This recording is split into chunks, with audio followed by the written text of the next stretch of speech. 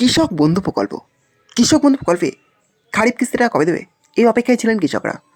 অবশ্যই কৃষক বন্ধুদের জন্য খবর, কৃষকরা পেতে চলেছেন খারিফ কিস্তির টাকা। মুখ্যমন্ত্রী ঘোষণা করলেন যে কৃষক বন্ধু প্রকল্পে খারিফ কিস্তির টাকা কবে পেতে চলেছেন কৃষকরা তাদের ব্যাঙ্ক অ্যাকাউন্টে। চলুন সেটাই আজকের ভিডিওর মাধ্যমে দেখে নেওয়া যাক। হ্যাঁ, তার জন্য ভিডিওটি একটু স্কিপ না করে শেষ পর্যন্ত দেখতে থাকুন। বাংলা সহায়তা কেন্দ্র তারা কিন্তু অনেক কাজ করেছে, তাদের আমাদের আরও প্রমোট করতে হবে। তাদের মাধ্যমে আমরা প্রায় 1000 কোটি টাকার বেশি আর্থিক লেনদেন করেছি ওয়ালেটের মাধ্যমে। Right ma'am.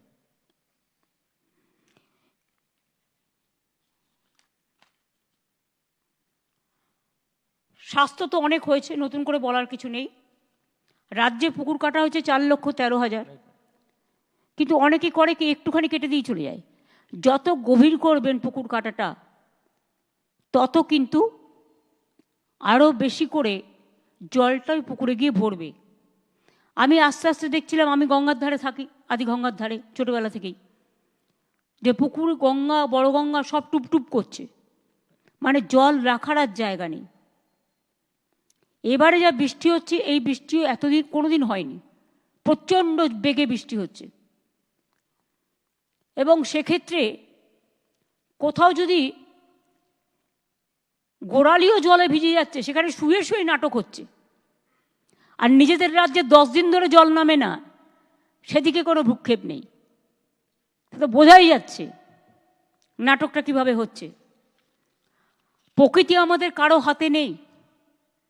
প্রকৃতি মা যেমন দেয় তেমনি নেয়। প্রকৃতি আছে বলেই শস্য শ্যামলা বাংলা আজকে ধান উৎপাদনে আমরা কিন্তু 1 নম্বর হয়েছি। চাষিদের জমি নষ্ট হয়ে গেলে, ধান নষ্ট হয়ে গেলে আমরা কিন্তু ইন্স্যুরেন্স দিই, ফলে চাষিদের যাতে কোনো ক্ষতি না হয় সেটাও কিন্তু আমরা লক্ষ্য রাখি। কালকের মিটিং থেকে আমি চাষিদের ওই টাকাটা দিয়ে দেবো। হ্যাঁ।